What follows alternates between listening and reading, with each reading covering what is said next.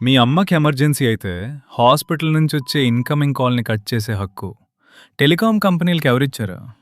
ప్రపంచం మొత్తానికి సంవత్సరానికి 12 నెలలే గదా! మరి భారతీయులమైన మనం మాత్రం 13 సార్లు ఎందుకు రీచార్జ్ చేస్తున్నాం? 30 రోజులు ప్లాన్ ఇవ్వకుండా 28 రోజులకే కట్ చేసి ప్రతి ఏటా ఒక నెల అదనపు భారం మన మీద ఎందుకు వేస్తున్నారు?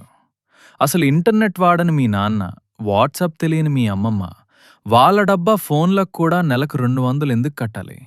కనీస బ్యాలెన్స్ లేకపోతే ఇన్కమింగ్ కాల్స్ ఆపేయమని ఎక్కడ రాసింది? మన సొంత బ్యాంక్ ఖాతా నుంచొచ్చే ఓటీపీకి మనం ఎందుకు అద్దె కట్టాలి? ఇదా డిజిటల్ ఇండియా? కోట్ల మంది సామాన్యుల మీద ఇంత భారం పడుతుంటే వ్యవస్థలు ఎందుకు సైలెంట్గా ఉన్నాయి? Incoming calls, bank OTP free చేయడం మన బేసిక్ హక్కు కాదా? నేత్ర మీడియా అడుగుతున్న ఈ ప్రశ్నలకి సమాధానం రావాలి. ఈ అన్యాయాన్ని ప్రశ్నించే దమ్ము మీకుంటే ప్రతి గ్రూప్లో ఈ వీడియోని షేర్ చేయండి. కానీ అసలు ఒక విషయం ఆలోచించండి.